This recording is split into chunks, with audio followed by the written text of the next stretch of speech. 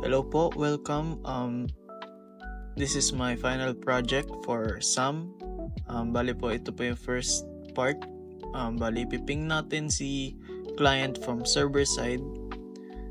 As you can see, ping 192.168.10.3. As you can see po, nagre-reply po siya. At piping naman po natin from client side to server side. Ayan po. Bali, nagre-reply rin po at okay po yung connection nila.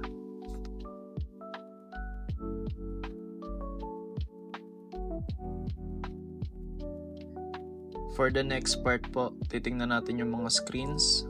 As you can see po, dalawa po yung ginawa kong screen. Isa for email, tas yung isa screen 2. Sa file server management, file screens. Ayan po, makita nyo yung mga screens na ginawa ko sa Drive D. At for the next part naman po, yung remote access, remote desktop from server naman. From server muna to client. As you can see po, connecting.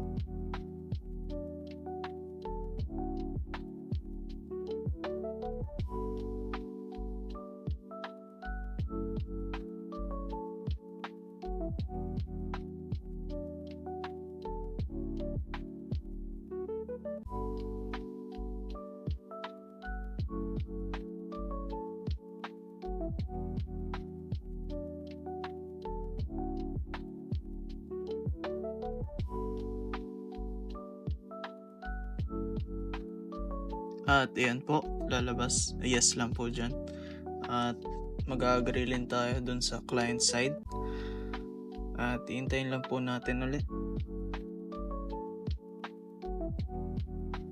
At ayan na po, nag-load na po. Pwede na po natin kontrolin si client side from server side. Ayan po, nakikita po natin yung nilalaman ng client side.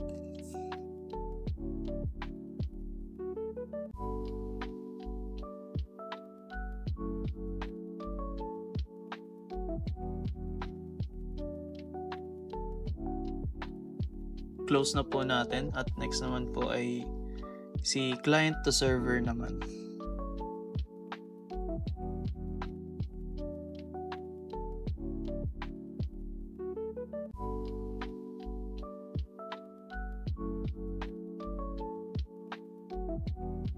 At ayan po, ganun din po. Open natin yung remote desktop connection. Ngayon naman po, to server. Ayan po, loading po yan.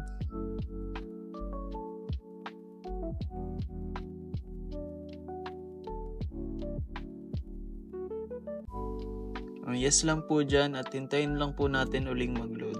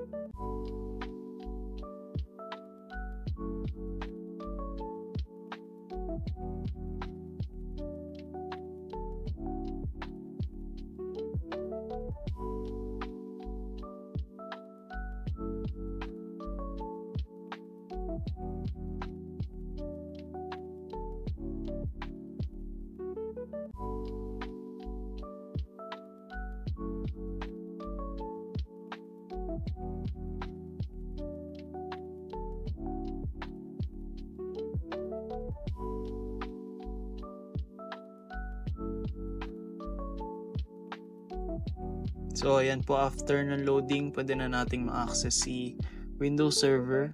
At first po, kailangan muna nating i-enter yung administrator as the username and password to access the server manager po. Ayan po, nakapasok na tayo. Next is, titignan natin kung talaga na-access natin. Let's view the file screenings here. Ayan po, nakikita natin mga ginawang file screening earlier. At yun po, na-access natin si server side through client PC. Close na po natin yan. And for the next part naman po, let's move on to the backup. Ayan po. Punta tayo this PC, local disk. Ayan po, may ginawa po akong new folder. At ayan. Pakita ko rin po yung backup settings. Naka-setup na po siya. Ayan po. Ayan. Re-restore na lang. Tatry po nating i-delete si new folder na ginawa ko earlier. As you can see po, deleted. Wala siya. At balik po tayo sa backup. Ayan po, andito. Restore my files. Ayan po. Enter lang po natin administrator. And then the password po. CSS at 12345. Yes. Browse for folders. Piliin po natin yung gusto nating i-restore, which is the new folder po. Add folder. And next, restore. Ayan po. View restored files.